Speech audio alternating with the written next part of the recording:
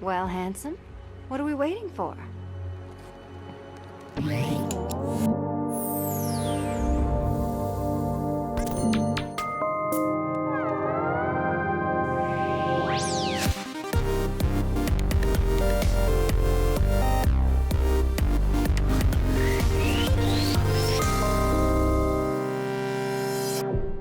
If you want to get to know a character, learn about their interests, goals, or desires, their butt is probably not going to give you that information. It won't tell you much about who they are or what they're thinking or feeling at any given time. But video game designers often choose to put tremendous focus on the butts of certain characters while going to almost absurd lengths to avoid calling attention to the butts of others. These carefully crafted choices developers make about camera angles and clothing significantly impact how players think about and relate to these characters. Third-person games with female protagonists typically display those characters in a way that gives players a full-body view. A classic example of this is the original Tomb Raider games, which are presented from a third-person perspective wherein protagonist Lara Croft's entire body is visible. In these early Tomb Raider games, Lara's butt is typically right in the center of the screen, a camera orientation which, along with the sexualized clothing the designers choose to outfit her in, places a tremendous amount of emphasis on that part of her body. In dozens of third-person games with playable female characters, the character's butt is brought to the forefront, and that's where the player's focus is directed. In Batman Arkham City, for instance, the player's gaze is drawn to Catwoman's behind, which is emphasized by her costume and exaggerated hip sway. The ceremony! The Sisterhood will never forgive me if I am late. Golden Axe Beast Rider makes extremely sure that we notice the protagonist's butt just before we take control and start playing. And here, in Tomb Raider Underworld, to say that Lara's butt is being emphasized would be putting it mildly. Incredible. The carvings are clearly similar to early Germanic design, but this is far older than the 5th century. And this happens all too often. You can't miss it.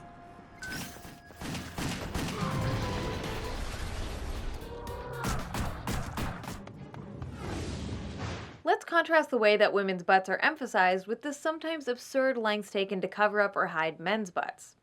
If some of this footage looks jerky, that's because in some games, trying to get a glimpse of male characters' butts can feel a bit like wrestling with the camera. Common ways men's butts are hidden are by preventing the player from seeing below the character's waistline, or employing a more over-the-shoulder camera angle, which has the added benefit of keeping the character's butt safely out of the frame. The most amusing solution is to simply include a cape, tunic, long coat, or very conveniently positioned piece of tattered fabric, which actively prevents the player from getting a clear or sustained look at the protagonist's butt. For the purposes of this video, I tried to get a glimpse of Batman's rear end, but it's as if his cape is a high-tech piece of Wayne Industries equipment designed to cover up his butt at all costs. I like to jokingly refer to this aspect of a male character's costume as the strategic butt covering. Of course, not all games with male protagonists keep the character's butt obscured or out of frame like these games do. The real issue is one of emphasis and definition. A significant portion of third-person games with female protagonists call attention to those characters' butts in a way that's meant to be sexually appealing to the presumed straight male player. In this regard, the way that women's bodies are depicted is significantly different from the way that men's bodies are depicted. There are a few examples of male protagonists who are wearing clothing that calls attention to their butts, but for the most part, men's butts, even when visible in the frame, are de-emphasized. Plenty of male heroes wear baggy pants or jeans, Uncharted's Nathan Drake among them, but nothing about his visual design or the jeans he's wearing encourages you to focus on his butt as some sort of defining aspect of his character. By contrast, this emphasis on the butts of female characters communicates to players that this is what's important. This is what you should be paying attention to. It communicates that the character is a sexual object designed for players to look at and enjoy. And by explicitly encouraging you to ogle and objectify the character, the game is implicitly discouraging you from identifying directly with her. Strategic butt coverings and camera angles that obscure characters' rear ends are not an accident. They are a conscious decision made with great care, and the flip side of this is that designers often do the opposite when the protagonist is female. This difference in how male and female characters are framed often extends into the advertisements and box covers. Women's butts are front and center, and it's even become a depressing joke that their bodies are twisted and contorted in uncomfortable or unnatural ways so that their breasts and butt can be visible in the same shot. In contrast, when men are depicted from behind, there's great effort taken to cover up their rear end, often with other images or shadows.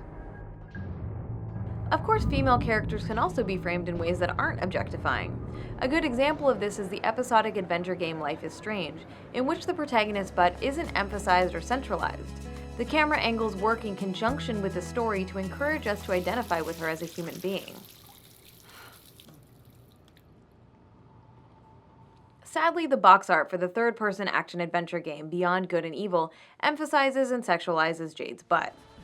The game itself, however, demonstrates that the Nathan Drake approach of outfitting a character in clothing that doesn't emphasize their butt, and not having the camera center it or focus on it, can work just as well to humanize female characters as it does for male characters. So to be clear, the solution here is not to simply show more butts of male characters. Equal opportunity butt display is definitely not the answer. Rather, the solution is to de-emphasize the rear ends of female characters so that players are encouraged not to ogle and objectify these women, but to identify and empathize with them as people. This is not an impossible task, given that game designers do this all the time with their male characters. It's time they started consistently doing it with their female characters too.